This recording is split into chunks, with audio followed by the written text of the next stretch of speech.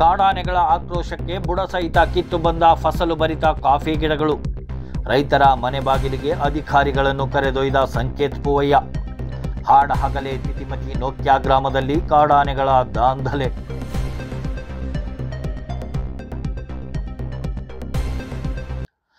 ಆಕ್ರೋಶಗೊಂಡ ಕಾಡಾನೆಗಳ ಹಿಂಡು ರೈತರ ತೋಟದಲ್ಲಿದ್ದ ಸುಮಾರು 70 ವರ್ಷಗಳ ಕಾಫಿ ಗಿಡಗಳನ್ನು ಬುಡ ಸಹಿತ ಕಿತ್ತು ಹಾಕುವ ಮೂಲಕ ತಮ್ಮ ಆಕ್ರೋಶವನ್ನು ಹೊರಹಾಕಿವೆ. ಕಾಡಾನೆಗಳ ದಿಢೀರ್ ಆಕ್ರಮಣದಿಂದಾಗಿ ರೈತರು ಕಂಗಾಲಾದ ಘಟನೆ ಪೊನ್ನಂಪೇಟೆ ತಾಲೂಕಿನ ತಿತಿಮತಿ ಗ್ರಾಮ ಪಂಚಾಯಿತಿ ವ್ಯಾಪ್ತಿಯ ನೋಕ್ಯಾ ಗ್ರಾಮದಲ್ಲಿ ನಡೆದಿದೆ. ಕಾಡಾನೆಗಳ ದಾಂಧಲೆಗೆ 40ಕ್ಕೂ ಹೆಚ್ಚಿನ ಫಸಲು ಬಿಟ್ಟಿದ್ದ ಕಾಫಿ ಗಿಡಗಳು ನೆಲಕಚ್ಚಿವೆ. ಇದೇ ಮೊದಲ ಬಾರಿಗೆ ಬುಡ ಸಹಿತ ಕಾಫಿ ಗಿಡಗಳನ್ನು ಕಿತ್ತು ಹಾಕಿರುವ ಬಗ್ಗೆ ವರದಿಯಾಗಿದೆ.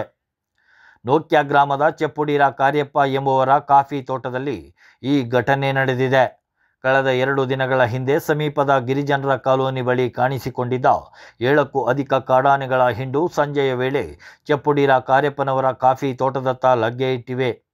ಸಹಜವಾಗಿಯೇ ಕಾಡಾನೆಗಳು ಕಾಫಿ ತೋಟಕ್ಕೆ ಆಗಮಿಸುವ ವೇಳೆ ಕಾಫಿ ಗಿಡಗಳ ರೆಕ್ಕೆಗಳು ಮುರಿದು ಹಾಕುವುದು ಸಹಜ ಪ್ರಕ್ರಿಯೆ. ಈ ಬಗ್ಗೆ ಬೆಳೆಗಾರರು, ರೈತರು ಅಷ್ಟಾಗಿ ತೊಂದರೆಗೆ ಸಿಲುಕುವುದಿಲ್ಲ. ಇವರದ್ದೇ ಕಾಫಿ ತೋಟದಲ್ಲಿ ಅನೇಕ ಸಂದರ್ಭದಲ್ಲಿ ಇಂತಹ ಪ್ರಸಂಗ ಎದುರಾಗಿತ್ತು.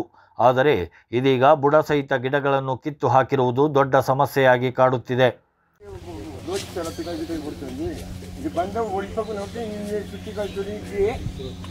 ವಾಪಸ್ ಅಲ್ಲೇ ಹೋಯ್ತು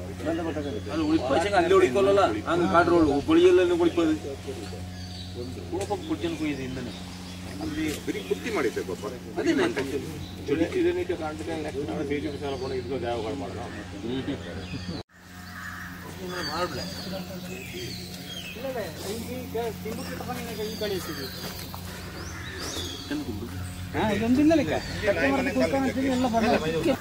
ಏನು ಹೆಸರು RRP ದೇವರಾಜ್ ETF ಸರ್. ಗಾಡಿ ಇಲ್ಲ ಸರ್ ನನ್ನ ಹತ್ರ, ನಾನು ಇಲ್ಲಿ ಇದ್ದೀನಿ ಅಂತ ಹೇಳ್ದ.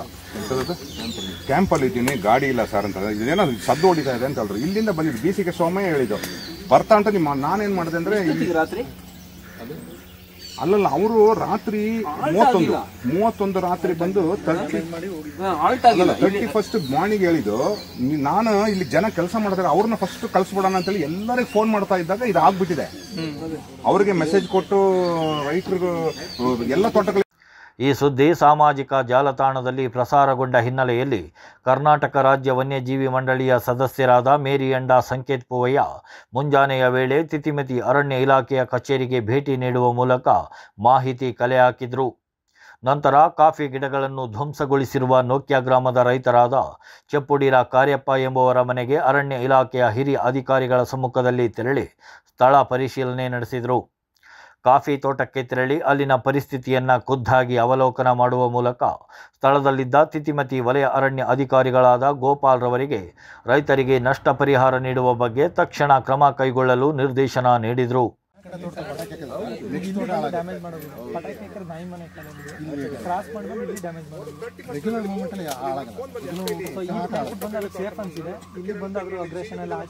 ಮತ್ತೆ ವಾಪಸ್ ಹಿಂಗೆ ಹೋಗಿದೆ ಸರ್. ಹಿಂಗೆ ಹೋಗಿ ನೆಕ್ಸ್ಟ್ ಕ್ರಾಸ್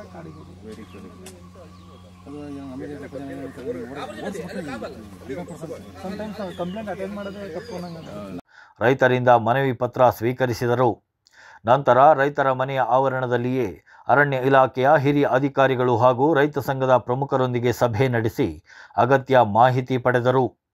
ಈ ವೇಳೆ ACF ಗೋಪಾಲ್ ಪ್ರತಿಕ್ರಿಯಿಸಿ, ಕಾಫಿ ತೋಟದಲ್ಲಿ ಈ ರೀತಿಯಲ್ಲಿ ಬುಡ ಸಹಿತ ಕಿತ್ತು ಹಾಕಿರುವುದು ಅತಿ ಗಂಭೀರ ವಿಷಯವಾಗಿದೆ. ಕಾಡಾನೆಗಳ ಗುಂಪಿಗೆ ಯಾರಾದರೂ ತೊಂದರೆ ನೀಡಿರಬಹುದಾಗಿದೆ. ಈ ವೇಳೆ ಆಕ್ರೋಶಗೊಂಡ ಕಾಡಾನೆಗಳು ತಮ್ಮ ಸಿಟ್ಟನ್ನು ಬುಡ ಸಹಿತ ಗಿಡಗಳನ್ನು ಕಿತ್ತು ಹಾಕುವ ಮೂಲಕ ತೋರಿಸಿರಬಹುದು ಎಂದರು.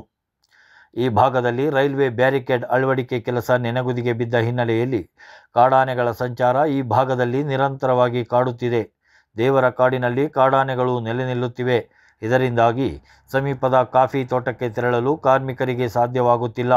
ಈ ಬಗ್ಗೆ ನಿಂತು ಹೋಗಿರುವ ಕಾಮಗಾರಿ ಬೇಗನೆ ಕೈಗೆತ್ತಿಕೊಳ್ಳಲು ಸಂಕೇತ್ ಪೂವಯ್ಯನವರಲ್ಲಿ ಮನವಿ ಮಾಡಿದರು.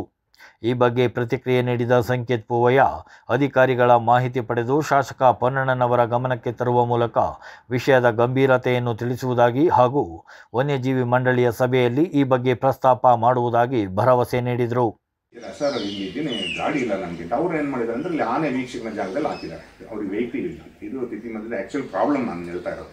ಇದು ಯಾರನ್ನ ಇದು ಮಾಡಿಸ್ಲಿಕ್ಕಲ್ಲ. ಸೊ ಅವ್ರಿಗೆ ವೆಹಿಕಲ್ ಇಲ್ದಾಗ ಅಂತ ಇಮಿಡಿಯೇಟ್ ಬರಲ್ಲ. ಇದು ಆ್ಯಕ್ಚುಲಿ ಬೆಳಿಗ್ಗೆ ಬಂತಾರೆ, ಅದು ಬಂತು ರಾತ್ರಿ ಬಂದು ಆಳ್ತಾ ಇದೆ. ಅದೊಂದು ಮರಿ ಸೇರಿಕೊಂಡು ಅದೇನೋ ಏನು ಮಾಡೋದೇನು ಸರ್, ಎಲಿಫೆಂಟ್ ಡ್ರೈವಲ್ಲಿ ನಮ್ಮ ತೋಟದಿಂದ ಇನ್ನೊಬ್ಬರ ತೋಟಕ್ಕೆ, ಇನ್ನೊಬ್ಬರ ತೋಟದಿಂದ ಇನ್ನೊಬ್ಬರು, ಒಬ್ಬರಿಗೆ ಒಳ್ಳೆಯವ್ರು ಏನು ಮಾಡ್ತಾರೆ, ಇವ್ರು ಯಾರು ಓಡ್ಸೋಕೆ ಇವ್ರು ಬರ್ತಾರೆ ಅಂದರೆ, ನಮ್ಮ ತೋಟ ಓಡಿಸ್ಬೇಡ್ರಿ ಇವತ್ತು ನೀವು ಯಾರು ಓಡ್ಸೋಕೆ, ನಮ್ಮ ಕ್ರಾಪ್ ಲಾಸ್ ಆಯಿತು ಅಂತ ಇವ್ರಿಗೆ ತಗೊಳ್ತಾರೆ. ಇವ್ರು ನನಗೆ ಚೆನ್ನಾಗಿ ಪರಿಚಯ ಇದೆ, ನಾನು RF ಹೇಳ್ತೀನಿ ಸರ್ ಒಂದ್ಸಲಿ ಓಡಿಸ್ಬಿಡಿ. ಬಟ್ ಡೇ ಟೈಮಲ್ಲಿ ಓಡಿಸಿ ಪ್ರಾಪರ್ ಇದಕ್ಕೆ ಬರೋದು ಕಷ್ಟ ಆಗುತ್ತೆ. ಅದು ಆ್ಯಕ್ಚುಲ್ ಪ್ರಾಬ್ಲಮ್ ಇದೆ. ಇದು ಏನಂತಂದರೆ ಆ ಮೇನ್ ಬ್ಯಾರಿಕೇಡ್ ಕಂಪ್ಲೀಟ್ ಆಗೋದಾದ್ರೆ ಇದು ಕಂಟಿನ್ಯೂ ಪ್ರಾಬ್ಲಮ್ಮು ನಿಲ್ಲೋದಿಲ್ಲ. ಇದು ಹೇಗೆಂತಂದ್ರೆ ನಾನೊಬ್ಬ ರೈತ, ನಂದು ಮಾತ್ರ ಅಲ್ಲ, ಇಡೀ ಮುಖ್ಯ ಗ್ರಾಮ ನಂದು ಮಾತ್ರ, ನಮ್ಮ ಇಡೀ ಭಾಗದ ರೈತರನ್ನ ಕಾಪಾಡಬೇಕಾಗಿದೆ, ಜವಾಬ್ದಾರಿನೂ ಇದೆ. ಪ್ಲಸ್ ನಾವೀಗ ಏನು ಮಾಡ್ಬೋದು ಅಂದ್ರೆ ಸರ್, ನಾವೊಂದು ಗಡುವು ಕೊಡ್ತೀವಿ. ಒಂದು ಗಡುವು ಇಂಥ ದಿನ ಕಟ್ಟಾದ್ಮೇಲೆ ಅಂದರೆ ನಾವೊಂದು ರೈತ ಸಂಘದವರು ನಾವೊಂದು ಹೋರಾಟ ಮಾಡ್ತೀವಿ, ರಸ್ತೆ ನುಗ್ತೀವಿ, ಪುನಃ ಅದೊಂದು ಅಗ್ರಿಗೇಟ್ ಆಗುತ್ತೆ. ಆದರೆ ಕಡಖಂಡಿತ ಇದು 6-7 ವರ್ಷ ಆಯಿತು. ಯಾವ ಸರ್ಕಾರ ಅಂತಿರಲ್ಲ ಅಂತಿಲ್ಲ, ಯಾವ ಸರ್ಕಾರಕ್ಕಾದ್ರೂ ಜನಪ್ರತಿನಿಧಿಗಳು ಬರ್ತಾ ಇಲ್ಲ, ಬೆಳೆಗಾರರ ಒಕ್ಕೂಟ ಯಾರು ಬಂದ್ರೂ ಒಂದಲ್ಲ ಒಂದು ಅವರವರ ವೈಯಕ್ತಿಕ ಕಾರಣಕ್ಕಾಗಿ ಬರ್ತಾ ಇರಲಿಲ್ಲ, ಭಾಗವಹಿಸ್ತಾ ಇರಲಿಲ್ಲ. ಸೊ ಸ್ವಲ್ಪ ಜನ ಎಲ್ಲರೂ ಬಂದು ಕುಡಿದ್ರೆ ಅವನ್ಯಾಕೆ ಬಂದ, ಇವನ್ಯಾಕೆ ಬಂದ ನಮ್ಮೊಳಗೆ ಕಚ್ಚರ ಆಯ್ತು. ಈಗ ಎಷ್ಟೋ ಆಫೀಸರ್ಸ್ ಬಂದು ಟ್ರಾನ್ಸ್ಫರ್ ಆಗಿ ಹೋದ್ರು, ಎಷ್ಟೋ ಆಫೀಸರ್ಸ್ ಬಂದು ರಿಟೈರ್ಡ್ ಆಗಿ ಹೋದ್ರು. ಆಶ್ರಿತ ಪರಿಣಾಮ ಸಿಗ್ತಾ ಇದೆ ಸರ್. ನಾವೇನಂತಂದ್ರೆ, ನಾವು ಇವತ್ತು ನೀವು ಬಂದಿದ್ದೀರ ನಮ್ದು ಕರೆಗೆ ಹೋಗ್ಬಿಟ್ಟು ನಿಮ್ಮನ್ನ ಕಾಣಬೇಕು, ನೀವು ಉನ್ನತ ಸ್ಥಾನ. ಯಾಕಂದ್ರೆ ಬಿಡಿ ಒಂದು ಈಗ ನೀವು 3 ವರ್ಷ ನಿಮಗೆ ಏನು ನಿಮ್ಮ ಪೋಸ್ಟ್ ಆಗಿದ್ದಾರೆ, ಆ 3 ವರ್ಷಕ್ಕೆ ಇದೊಂದು ಇವತ್ತು ಮಾತಾಡಿ ಭರವಸೆ ಕೊಟ್ಟು ಹೋಗ್ಬಿಡೋದಲ್ಲ. ಆದರೆ ಇದನ್ನು ಶಾಶ್ವತ ಪರಿಹಾರ ಏನು ಇದಕ್ಕೆ ಎಲ್ಲ ರೈತರ, ಮುಖ್ಯ ಗ್ರಾಮದ ರೈತರು ಆನೆ ಮಾನವನ ಸಂಘರ್ಷ ಡೈಲಿ ಒಂದೊಂದು ಸಾಯ್ತಾ ಇದ್ದಾರೆ ಸರ್. ನೀವೇನು ನೋಡಿದ್ದೀರ, ನೀವು ಎಲ್ಲರಿಗೆ ತಲುಪ್ತಾ ಇದ್ದೀರಾ. ಪ್ರತಿಯೊಬ್ಬರು ವಾರಕ್ಕೊಂದು ಸಾಯ್ತಾ ಇದ್ದಾರೆ, ಮಿತಿ ಮೀರಿ ಹೋಗಿದೆ. ನಾವು ನೀನು ವಿಲೇಜೆಲ್ಲ ಕೋಚಿಂಗ್ ಆರ್ಡರ್ ಕೊಡಿ, ಗುಂಡೋಡಿಯೋಕ್ಕೆ ಆರ್ಡರ್ ಕೊಡಿ, ಅದೆಲ್ಲ ಕಾನೂನು ಬಾಹಿರ ಅಂತ ನನಗೂ ಗೊತ್ತಿದೆ. ಬಟ್ ನಾವು ಬದುಕಲಿಕ್ಕೆ ಈಗ ಕಾಫಿ ಚೆನ್ನಾಗಿ ಬಂದರೆ ನಾನು ಬದುಕ್ಬೋದು, ನಮ್ಮಿಂದ ಒಂದು 4 ಜನ ಕೆಲಸ ಸಿಗ್ಬೋದು. ಈಗ ಈ ಕಾಫಿ ರೇಟು ಎಲ್ಲದಕ್ಕಿಂತ ಇದು ಆನೆ ಮಾನವನ ಸಂಘರ್ಷ, ಹುಲಿ ಆಡಾಡಿ ಭಾಳ ತೊಂದರೆ ಐತೆ. ಇದು ನೀವು ಅರ್ಥ, ನೀವು ಬಂದಿದ್ದು ನನಗೆ ತುಂಬ ಸಂತೋಷ. ನಾವು ರೈತ ಸಂಘದ ವತಿಯಿಂದ ಸಂತೋಷ. ನಾವು ಮನಸ್ಸೊಮ್ಮೆ ಹತ್ರ ಮಾತಾಡೋದು, ಆಗ ಅವ್ರು ಹೇಳಿದ್ರು ನಾವು ಒಂದು ಮೀಟಿಂಗ್ ಫಿಕ್ಸ್ ಮಾಡಿ, ಸೊ ಕರೆಕ್ಟ್ ಒಂದು 7 days 8 days ಅಥವಾ ಸೆಪ್ಟೆಂಬರ್ 15ಕ್ಕೆ ಒಂದು ಗಡುವು ಫಿಕ್ಸ್ ಮಾಡಿ, ಒಂದೇ ವೇದಿಕೆಯಲ್ಲಿ ನೀವು ಮನಸ್ಸೊಮ್ಮಯ್ಯನವರು, ನಾವು ಚುನಾಯಿತ ಪ್ರತಿನಿಧಿ ಒಂದು ಸಭೆನ ಕರೆದು ಏನು ಉನ್ನತ ಮಟ್ಟದ ಸಭೆಯಲ್ಲಿ ಒಂದು ಚರ್ಚಿಸಿ ಒಂದು ಶಾಶ್ವತ ಪರಿಣಾಮ ಒಂದು ಏನೋ ಒಂದು ಆಗಬೇಕು ಅಂತ ಹೇಳುವಂಥ ಒಂದು ನಿರ್ಣಯ ತಗೊಳ್ಳಿ. ಅಲ್ಲಿ ಮಾಡಿರ್ತಕ್ಕಂಥ ಕಂದಕಗಳು ವೈಜ್ಞಾನಿಕವಾಗಿದೆ. ಆ ಕಂದಕಗಳು ಯಾಕೆ ಅದು ನಿರ್ಮಾಣ ಆಯಿತು, ಅದರಿಂದ ಏನು ಪ್ರಯೋಜನ ಬರ್ತಾರೆ ಅದನ್ನ ಪಡ್ಕೊಂಡಿದ್ದಾರೆ ಸುತ್ತಮುತ್ತ ಇರ್ತಕ್ಕಂಥ ಜನ. ಈಗ ನಾನು ACF ಅವರದ್ದು ಕೂಡ ಯಾಕೆ ನಾವು ಬರೋದಕ್ಕೊಂದು 15 ನಿಮಿಷ ತಡ ಆಗಿದೆ ಅಂತ ಹೇಳಿದರೆ, ನಿಮ್ಮಲ್ಲಿ ಬಂದು ಮಾತನಾಡ್ತಕ್ಕಂಥ ಸಂದರ್ಭದಲ್ಲಿ ನಾವು ಒಂದು ಪೂರ್ವಭಾವಿ ಒಂದು ಸಭೆ ನಡೆಸಿ ಇಲ್ಲಿ ಇರ್ತಕ್ಕಂಥ ವಿಚಾರದ ಸಮಸ್ಯೆಯ ಅರಿವಿಕೆ ಮತ್ತು ಇಲ್ಲಿರ್ತಕ್ಕಂಥ ಮಾಹಿತಿನ ಪಡ್ಕೊಂಡು ಇದಕ್ಕೆ ತಾವು ಹೇಳಿದಾಗೆ ಶಾಶ್ವತವಾದಂಥ ಪರಿಹಾರ, ಸುಮ್ಮನೆ ಇಲ್ಲಿ ಆನೆ ಓಡಿಸ್ತಕ್ಕಂಥದ್ದು ಅಥವಾ ಒಂದು ಕಡೆಯಿಂದ ಇನ್ನೊಂದು ಕಡೆಗೆ ಓಡಿಸಿ ಏನು ಪ್ರಯೋಜನ ಆಗೋದಿಲ್ಲ. ಶಾಶ್ವತ ಪರಿಹಾರ ಯಾವ ರೀತಿ ಕಂಡುಕೊಳ್ಳೋದು ಅಂತಕ್ಕಂಥ ನಿಟ್ಟಿನಲ್ಲಿ ಒಂದು ಸಭೆ ನಡೆಸಿಯೇ ಬಂದಿದೆ. ಅದರಿಂದ ಒಂದು 15 ನಿಮಿಷ ನಾವು ತಡವಾಗಿ ಬಂದಿರ್ತಕ್ಕಂಥದ್ದು. ಈಗ ಇಲ್ಲಿ ನಾನು ಅವ್ರ ಜೊತೆ ಮಾತನಾಡ್ತಕ್ಕಂಥ ಸಂದರ್ಭದಲ್ಲಿ ಕೆಲವು ಮಾಹಿತಿಗಳು ನನಗೆ ಕೂಡ ಸಿಕ್ಕಿದೆ. ಈಗ ತಾವೇನು ಹೇಳ್ತಾ ಇದ್ದೀರಿ ಅದೆಲ್ಲ ಕೂಡ ಯಾವ ರೀತಿಯಲ್ಲಿ ಕಂದಕಗಳು ಅಥವಾ ಈ ರೈಲ್ವೆ ಹಳಿ ಬೇಲಿಗಳು ನಿರ್ಮಾಣ ಆಗಬೇಕು ಅಂತ ಹೇಳ್ತಕ್ಕಂಥದ್ದನ್ನು ತಾವೇನು ಹೇಳಿದ್ರಿ, ಅದು ಸರಿಯಾಗಿದೆ. ಯಾಕೆಂತ ಹೇಳಿದರೆ, ಈಗ ಈ ಕಾನೂರಿನ ಉದಾಹರಣೆಯನ್ನು ತಾವು ಕೊಟ್ಟಿದ್ದೀರಿ, ಅದೇ ರೀತಿ ಇಲ್ಲಿಯೂ ಕೂಡ ಆಗಬೇಕು ಅಂತ ಹೇಳಿದರೆ ಕೆಲವೊಂದು ತೊಡಕುಗಳಿದೆ. ಈಗ ಅದನ್ನು ನಿವಾರಣೆ ಮಾಡತಕ್ಕಂಥ ಕೆಲಸ ಅದು ಈಗಲೇ ಆಗಬೇಕಾಗಿದೆ. ಕಂದಕಗಳನ್ನು ಯಾವ ರೀತಿ ಮಾಡೋದು ಅಂತ ಹೇಳ್ತಕ್ಕಂಥದ್ದು ಕೆಲವೊಬ್ಬರು ಇದನ್ನು ನಮ್ಮವರು ಮಾತನಾಡಿ, ಅರಣ್ಯ ಸಚಿವರ ಜೊತೆ ಮಾತನಾಡಿ, ಮೊಟ್ಟ ಮೊದಲನೇ ಬಾರಿಗೆ ಸುಮಾರು 15 ವರ್ಷದಿಂದ ಸುಪರ್ಶನ ತಾವು ಕೂಡ ಹೋರಾಟ ಮುಂಚೂಣಿಯಲ್ಲಿ ನಿಂತು ಎಲ್ಲರ ಜೊತೆ ಹೋರಾಟ ಮಾಡ್ಕೊಂಡು ಬಂದಿದ್ದೀರಿ. ತಮಗೆ ಗೊತ್ತಿದೆ, ಮೊಟ್ಟ ಮೊದಲನೇ ಬಾರಿಗೆ ಅರಣ್ಯ ಮಂತ್ರಿಗಳನ್ನು ಕೂಡ ನಾವು ಕರ್ಕೊಂಡು ಬಂದು ಸುಮ್ಮನೆ ಮಡಿಕೇರಿಯಲ್ಲಿ ಪತ್ರಿಕಾಗೋಷ್ಠಿ ಮಾಡಿರ್ತಕ್ಕಂಥದ್ದಲ್ಲ, ಇಲ್ಲೇ ಬಂಬುಕಾಡಿಂದ ಹಿಡಿದು ಅರೆಕಾಡುವರೆಗೆ ನಾವು ಎಲ್ಲ ಕಡೆ ಅವ್ರನ್ನ ಕರ್ಕೊಂಡು ಹೋಗಿ ಈ ರೀತಿ ವಿಚಾರಗಳಿದೆ ಅಂತಕ್ಕಂಥದ್ದು ಮನವರಿಕೆ ಮಾಡಿಕೊಂಡಿರ್ತಕ್ಕಂಥದ್ದು ಒಂದು ವಿಚಾರ. ಎರಡನೇದು, ಎಸ್ ಪೊನ್ನಣ್ಣನವ್ರು ಏನು ಮಾಡಿದ್ರು ಅಂದರೆ, ತಮಗೆ ಗೊತ್ತಿದೆ ಈ ಆಗಸ್ಟ್ 12ನೇ ತಾರೀಕು ಸಂದರ್ಭದಲ್ಲಿ ಈ ವಿಶ್ವ ಆನೆ ದಿನ ಆಚರಣೆ ಮಾಡ್ತಿದ್ದ ಸಂದರ್ಭದಲ್ಲಿ ಒಂದು ವಿಚಾರ ಸಂಕಿರಣ ಕೂಡ ಮಾಡಿದ್ರು. ಯಾಕೆ ಅಂತ ಹೇಳಿದರೆ, ಅದಕ್ಕೆ ಒಂದು ಶಕ್ತಿಯಾಗಿ ಇದ್ದಿದ್ದಾದ್ರೆ ಹಿಂದೆ ಎಸ್ ಪೊನ್ನಣ್ಣನವರು ಏನಕ್ಕೆ ಅಂತ ಹೇಳಿದರೆ, ಈಗ ನಾವು ನೀಲಗಿರಿ ಬಯೋಸ್ಫಿಯರಿಂದ ಆನೆಗಳು ಬಂದಿದೆ.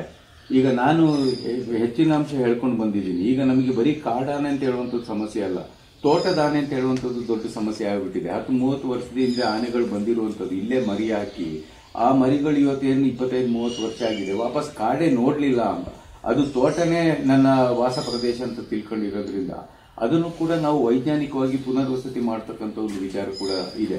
ಆದ್ರಿಂದ ಅವರು ಈ ಸಂದರ್ಭದಲ್ಲಿ ಕರ್ನಾಟಕ ರಾಜ್ಯ ಮತ್ತು ಕೇರಳ ರಾಜ್ಯದ ಸಹಕಾರ ನಮಗೆ ಅತ್ಯಂತ ಮುಖ್ಯವಾದಂಥ ವಿಚಾರ. ಯಾಕಂದ್ರೆ ಇವಾಗ ಇಲಾಖೆ ಎಷ್ಟೇ ಇಲ್ಲಿ ಕಷ್ಟಪಟ್ಟರೂ ಕೂಡ ಪಕ್ಕದಲ್ಲಿ ಇರ್ತಕ್ಕಂಥ ರಾಜ್ಯದ ಅರಣ್ಯ ಇಲಾಖೆ ಕೂಡ ನಮಗೆ ಸಹಕಾರ ಕೊಡಬೇಕಾಗ್ತದೆ ಈ ವಿಚಾರದಲ್ಲಿ. ಸೊ ಅದರಿಂದ ಅವರು ಆ ವಿಚಾರ ಸಂಕಿರಣ ಮಾಡಿದ ಸಂದರ್ಭದಲ್ಲಿ ಕರ್ನಾಟಕ ಮತ್ತು ಕೇರಳ ರಾಜ್ಯದ, ಯಾಕಂದ್ರೆ ಶಾಶ್ವತ ಪರಿಹಾರ ಕಂಡುಕೊಳ್ಳೋ ನಿಟ್ಟಿನಲ್ಲಿ ಹೇಳ್ತಾ ಇರ್ತಕ್ಕಂಥದ್ದು. ಯಾಕಂದ್ರೆ ಸುಮ್ಮನೆ ನಾವು ಇದನ್ನ ಮಾತನಾಡ್ಕೊಂಡು ಹೋದ್ರೆ, ಯಾಕಂದ್ರೆ ಎಲ್ಲೋ ಒಂದು ಕಡೆ ಹೇಳಿದೆ ನಾನು, ಈಗ ನಾವು ಇದು ಮಾಡಿದೀವಿ, ಅದು ಮಾಡಿದೀವಿ, ಇಷ್ಟು ಕೋಟಿ ತಂದಿದೀವಿ, ಅಷ್ಟು ಕೋಟಿ ತಂದಿದೀವಿ ಅಂದ್ರೆ ಜನ ಕೇಳೋದಕ್ಕೆ ತಯಾರಿಲ್ಲ. ಯಾಕಂದ್ರೆ 25-30 ವರ್ಷದಿಂದ ಜನ ತುಂಬಾ ಇವತ್ತು ಏನು ವ್ಯವಸ್ಥೆ ಮೇಲೆ ಒಂದು ನಂಬಿಕೆ ಬರಬೇಕಲ್ಲ ಜನಕ್ಕೆ. ಈಗ ಎಷ್ಟೋ ಕಡೆ ಎಲ್ಲೋ ಒಂದು ಕಡೆ ನಾನು ಈ ವಿದ್ಯುತ್ ಶಕ್ತಿ ಮಂಡಳಿಯವ್ರದ್ದು ಯಾರೋ ಒಬ್ರು ಬಂದು ಹೇಳಿದ್ರು ನನಗೆ, ಇಲ್ಲಿ ಈ ವಿದ್ಯುತ್ ಶಕ್ತಿ ತೊಂದರೆಗಳಿದೆಯಲ್ಲ ಮಳೆಗಾಲದಲ್ಲಿ, ಇಷ್ಟು ಕೋಟಿ ತಂದಿದ್ದೀವಿ, ಅಷ್ಟು ಕೋಟಿ ತಂದಿದ್ದೀವಿ, ನಾಳೆ ನೋಡಿ ಅದ್ರ ಲೈಟ್ ಬರಬೇಕು, ಅದನ್ನ ಕೇಳ್ತಾ ಇದ್ದಾರೆ. ರಿಸಲ್ಟ್ ಬೇಕು, ನಮಗೆ ರಿಸಲ್ಟ್ ಬೇಕು. ಸೊ ರಿಸಲ್ಟ್ ಓರಿಯೆಂಟೆಡ್ ಆಗಿ ಇದಕ್ಕೆ ಕೆಲಸ ಮಾಡಬೇಕು ಅಂತ ಹೇಳಿದ್ರೆ ಮೊದಲು 3 ರಾಜ್ಯಗಳ ನಮಗೆ ಸಹಕಾರ ಬೇಕು ಅಂತ ಹೇಳ್ತಕ್ಕಂಥ ಒಂದು ವಿಚಾರದಲ್ಲಿ, ಮತ್ತೆ ಕೇಂದ್ರದ್ದು ಕೂಡ ಇನ್ ಟರ್ಮ್ಸ್ ಆಫ್ ಫಂಡ್ಸ್ ನಮಗೆ ಬೇಕು ಅಂತ ಹೇಳ್ತಾರೆ. ಯಾಕಂದ್ರೆ ಈಗ 333 ಕಿಲೋಮೀಟರ್ ನಮ್ಮ ಹತ್ರ ಇದಿರೋದು, ಯಾವುದು ರೈಲ್ವೆ ಬ್ಯಾರಿಕೇಡಿಂಗ್ ಇರೋದು. ಸುಮಾರು 120 ಕಿಲೋಮೀಟರ್ಸ್ ಬ್ಯಾರಿಕೇಡಿಂಗ್ ಈಗ ಆಗ್ತಾ ಇದೆ. ಇನ್ನು 250 ಕಿಲೋಮೀಟರ್ ಬ್ಯಾರಿಕೇಡಿಂಗ್ ಆಗ್ಬೇಕು. ಅದರಲ್ಲಿ ಈಗ ನಮ್ದು ಇದನ್ನು ಕೂಡ ಸೇರ್ತದೆ. ಸ್ವಲ್ಪ ಇದರಲ್ಲಿ ಮಾರ್ಪಾಡುಗಳು ಮಾಡಬೇಕಾಗ್ತದೆ. ಆ 2-3 ಕಿಲೋಮೀಟರ್ ಏನು ಮಾಡಬೇಕು ಇಲ್ಲಿ, ಸ್ವಲ್ಪ ಅವ್ರನ್ನು ಕೂಡ ವಿಶ್ವಾಸಕ್ಕೆ, ಆ ಜನರನ್ನು ಕೂಡ ವಿಶ್ವಾಸಕ್ಕೆ ತಗೊಂಡು ಏನು ಮಾಡಬೇಕಾಗ್ತದೆ. ಆ ಕಾನೂನು ತೊಡಕುಗಳನ್ನ ನಿವಾರಣೆ ಮಾಡೋದಕ್ಕೆ ಪೊನ್ನಣ್ಣನವರು ಇವಾಗ ತಯಾರಿದ್ದಾರೆ. ಯಾಕಂತಂದ್ರೆ ಅವರು ಒಂದು ಉನ್ನತ ಸ್ಥಾನದಲ್ಲಿ ಇರೋದ್ರಿಂದ, ಮುಖ್ಯಮಂತ್ರಿಗಳ ಒಂದು ಕಾನೂನು ಸಲಹೆಗಾರ ಆಗಿರೋದ್ರಿಂದ ಅದನ್ನ ಮಾಡುವಂತ ಸಂದರ್ಭ ಇದೆ ಈಗ. ಅದರಿಂದ ಕಾರ್ಯಗತ ಆಗ್ತಕ್ಕಂಥ ವಿಚಾರನ ಮಾತ್ರ ನಾನು ಇಲ್ಲಿ ಮಾತಾಡ್ತೀನಿ ತಮ್ಮ ಜೊತೆ. ಸೊ ಈಗ ಈ ಯೂಸ್ಡ್ ರೈಲ್ವೆ ಟ್ರ್ಯಾಕ್ಸ್ ನಮಗೆ ರಿಯಾಯಿತಿಯಲ್ಲಿ ಕೊಡಬೇಕು, ಒಂದು 250 ಕಿಲೋಮೀಟರ್ಸ್ ಅಂತ ಹೇಳುವಂಥದ್ದನ್ನು ಒಂದು ಪ್ರಪೋಸಲ್ ಕೂಡ ಹೋಗಿದೆ. ಅದು ನಮ್ಗೆ ಸಿಗ್ತದೆ. ಅದರಲ್ಲಿ ಹೆಚ್ಚಾಗಿ ನಮಗೆ ಅನುಕೂಲ ಆಗುವಂಥದ್ದು, ಇದರಲ್ಲಿ ಹೆಚ್ಚಾಗಿ ನಮಗೆ ಅನುಕೂಲ ಆಗ್ತಕ್ಕಂಥದ್ದು ಕೆಲವೊಂದು ಕಾನೂನಿನ ಮಾರ್ಪಾಡುಗಳು. ಯಾಕಂದ್ರೆ ಈಗ ಅಲ್ಲಿ ಏನು ಅಲ್ಲಿದ್ದು ಇನ್ಹೆಬಿಟೆಂಟ್ಸ್ ಇದ್ದಾರೆ, ಅವರು ನಮ್ಮನ್ನು ಬಿಟ್ಟು ಮಾಡಿ ಅಥವಾ ಈ ಕಡೆ ಮಾಡಿ ಅಂತ ಹೇಳ್ತಕ್ಕಂಥ ಒಂದು ಇದೆಯಲ್ಲ, ಈ ನೊಕ್ಕಿಯ ವಿಚಾರದಲ್ಲಿ ನಾನು ಹೇಳ್ತಾ ಇರ್ತಕ್ಕಂಥದ್ದು, ಅದನ್ನ ಮಾಡುವಂತ ಶಕ್ತಿ ನಮ್ಮ ಶಾಸಕರಿಗಿದೆ. ಅದನ್ನ ಮಾಡ್ತಕ್ಕಂಥದ್ದನ್ನ ಸಭೆಯಲ್ಲಿದ್ದ ರೈತ ಸಂಘದ ಜಿಲ್ಲಾ ಸಂಚಾಲಕ ಪುಚ್ಚಿಮಾಡ ಸುಭಾಷ್ ಸುಬ್ಬಯ್ಯ ಮಾತನಾಡಿ, ಕಾಡಾನೆ ನಿಯಂತ್ರಣಕ್ಕೆ ಶಾಶ್ವತ ಪರಿಹಾರ ಹುಡುಕಲೇಬೇಕಾಗಿದೆ. ಅನೇಕ ಬಾರಿ ಚಳವಳಿ ಮೂಲಕ ಸರ್ಕಾರದ ಗಮನ ಸೆಳೆಯುವ ಮೂಲಕ ಹೋರಾಟ ಮಾಡಿದ್ದರೂ ಶಾಶ್ವತ ಪರಿಹಾರ ಇನ್ನೂ ಲಭಿಸಿಲ್ಲ. ಹೀಗಾಗಿ ಶಾಸಕ ಪೊನ್ನಣ್ಣನವರ ಮುಂದಾಳತ್ವದಲ್ಲಿ ಮುಖ್ಯಮಂತ್ರಿ ಹಾಗೂ ಅರಣ್ಯ ಸಚಿವರೊಂದಿಗೆ ಉತ್ತಮ ಸಭೆ ನಡೆಸುವ ಮೂಲಕ ವಿಶೇಷವಾಗಿ ಕೊಡಗಿನಲ್ಲಿ ಆಗುತ್ತಿರುವ ಕಾಡಾನೆಗಳ ಸಮಸ್ಯೆಗೆ ಪರಿಹಾರ ಕಂಡುಕೊಳ್ಳುವ ಪ್ರಯತ್ನ ಮಾಡುವಂತೆ ಮನವಿ ಮಾಡಿದರು. ರೈತ ಮುಖಂಡರ ಪ್ರಶ್ನೆಗೆ ಉತ್ತರಿಸಿದ ಸಂಕೇತ್ ಪೂವಯ್ಯ, ಶಾಸಕ ಪೊನ್ನಣ್ಣನವರು ಕ್ಷೇತ್ರಕ್ಕೆ ಆಗಮಿಸುತ್ತಿದ್ದಂತೆಯೇ ಈ ಬಗ್ಗೆ ಮಾಹಿತಿ ನೀಡುವ ಮೂಲಕ ಉನ್ನತ ಮಟ್ಟದ ಸಭೆಯನ್ನು ಬೆಂಗಳೂರಿನಲ್ಲಿ ಆಯೋಜನೆ ಮಾಡಿಸಲು ಪ್ರಾಮಾಣಿಕ ಪ್ರಯತ್ನ ಮಾಡುವುದಾಗಿ ಭರವಸೆ ನೀಡಿದರು. ಈ ಅರಣ್ಯ ಇಲಾಖೆ ಜೊತೆಯಲ್ಲಿ ಒಡನಾಟ ಇದೆ ಅಂದರೆ ರಾಜ್ಯ ಸರ್ಕಾರಕ್ಕೆ ಯಾವುದೇ ಒಂದು ಹಿಡಿತ ಅರಣ್ಯ ಇಲಾಖೆ ಮೇಲೆ ಇಲ್ಲ ಅಂತ ಹೇಳಲಿಕ್ಕೆ ಒಂದು 2 ಉದಾಹರಣೆ ಹೇಳ್ತೇನೆ. ಒಂದು ವನ್ಯಪ್ರಾಣಿ ಮಾನವ ಸಂಘರ್ಷದಲ್ಲಿ ಶೂಟ್ ಅಟ್ ಸೈಟ್ ಆರ್ಡರ್ ಅಂತ ಹೇಳುವಾಗ, ಇಲ್ಲಿ ಎಲಿಫೆಂಟ್ ಕ್ಯಾಪ್ಚರಿಂಗ್ ಆರ್ಡರ್ ಅಂತ ಹೇಳುವಾಗ ಎಲ್ಲ ಕೇಂದ್ರದಿಂದಲೇ ಬರಬೇಕು. ಫಾರೆಸ್ಟ್ ಇಲಾಖೆ ಮೇಲೆ ಡೈರೆಕ್ಟ್ ಆಗಿ ಸ್ಟೇಟ್ ಗವರ್ಮೆಂಟ್ಗೆ ಯಾವುದೇ ಒಂದು ಹಿಡಿತ ಇಲ್ಲ, ನನಗೆ ಗೊತ್ತಿರುವ ಹಾಗೆ. ಅದಕ್ಕಾಗಿ ನಿಮ್ಮನ್ನು ರಿಕ್ವೆಸ್ಟ್ ಮಾಡ್ತಾ ಇದ್ದೀನಿ, ಯಾರು ಮಾಡದಂತ ಒಂದು ಕೆಲಸ ತಾವುಗಳು ಮಾಡಬೇಕು. ಪೊನ್ನಣ್ಣನವರು ಹೇಳಿದ್ರೆ ಖಂಡಿತ ಒಪ್ಕೊಳ್ತಾರೆ. You should have a high level meeting with the central people regarding all the forest problem. ಇಲ್ಲಿರುವಂತ ಯಾವ ಇಲಾಖೆ ನಮಗೆ ಆಗ್ತಾ ಇರೋ ತೊಂದರೆ ಯಾಕೆ ಅಂತ ಹೇಳಿದ್ರೆ, ನಮಗೆ ಇವರೆಲ್ಲ ನಮ್ಮ ಜೊತೆಗಿದ್ದಾರೆ. ಇವಾಗ ಗೋಪಾಲ್ ಅವರು is a good friend of me. Before ಅವರು ಇಲ್ಲಿ ಒಂದು ಶೂಟ್ ಅಟ್ ಸೈಡ್ ಆರ್ಡರ್ ಬರಬೇಕಂತಾದ್ರೆ ಸ್ಟೇಟ್ ಗವರ್ಮೆಂಟ್ಗೆ doesn't have a voice, it has to come the center. ಹೀಗೆ ಇರಬೇಕಾದ್ರೆ ಯಾವುದಕ್ಕೂ ಇವರು ನಿಮ್ಮ ಮಾತು ಕೇಳ್ತಾರೆ, but they are answerable to whom? To the center people to do anything. Sanket Poornime ನನ್ನ ಒಂದು ರಿಕ್ವೆಸ್ಟ್ ನಿಮಗೆ, ದಯವಿಟ್ಟು ಈಗ ಕಾರ್ಯಕ್ರಮಗಳ ಈ ವಿಷಯ ಇದೆಯಲ್ಲ, ಹಲವು ವರ್ಷದಿಂದ ನೆನೆಗುದಿಗೆ ಬಿದ್ದಂಥ ವಿಷಯ. ಇದನ್ನು ನೀವು ದಯವಿಟ್ಟು ಕೇಂದ್ರದ ಜೊತೆಯಲ್ಲಿ ಮಾತಾಡಬೇಕಾದ್ರೆ ನಾವು ಬರ್ತೇವೆ, ರೈತ ಸಂಘಟನೆಯಿಂದ ಇವರೆಲ್ಲ ಬರ್ತಾರೆ, ಇಲ್ಲ ಅಂತಿಲ್ಲ. ಅರಣ್ಯ ಇಲಾಖೆಯ ಮಂತ್ರಿಗಳಿರಬೇಕು, ಪೊನ್ನೊಂದಿರಬೇಕು, ಈ ಕ್ಷೇತ್ರದ ಮಂತ್ರಗೌಡ ಇರಬೇಕು, MP ಅವರು ಇರಬೇಕು. Will talk to the environment minister that ಸೆಂಟ್ರಲ್ಲಿ. ಅವ್ರ ಹಾಗಾದರೆ ಮಾತ್ರ ಇದಕ್ಕೆ ಒಂದು ಪರಿಹಾರದ ರೀತಿ ಬರ್ತದೆ. ಯಾಕೆ ಅಂತ ಹೇಳಿದ್ರೆ, ನಾನು ನೋಡಿದ್ದೇನೆ, ಮಾನ್ಯ ಆನಂದ್ ಸಿಂಗ್ ಸಚಿವರಿರಬೇಕು ಅಂತ ಹೇಳಿದ್ರು, ನಮಗೆ ಇವರೆಲ್ಲ ಇದ್ದಿರ್ಬೋದು. ಅಲ್ಲಿ ಫಾರೆಸ್ಟ್ ಕಾಲೇಜ್ ಮೀಟಿಂಗ್ ಆಗುವಾಗ ನಮ್ಮ ಕೈಯಲ್ಲಿ ಏನಿಲ್ಲಪ್ಪ, ನನಗೆ ಒಂದು ಪೋಸ್ಟ್ ಕೊಟ್ಟಿದ್ದಾರೆ, ಇಟ್ಕೊಂಡಿದ್ದೀನಿ. ಅರಣ್ಯ ಇಲಾಖೆಯ ಮಂತ್ರಿ ಸ್ಥಾನವನ್ನು ಯಾರು ಕೇಳ್ಕೊಳ್ಳೋದಿಲ್ಲ.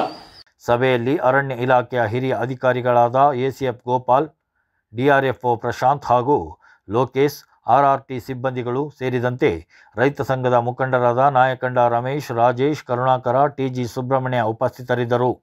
HK ಜಗದೀಶ್, ಕೊಡಗು ಧ್ವನಿ ಡಿಜಿಟಲ್ ಮೀಡಿಯಾ.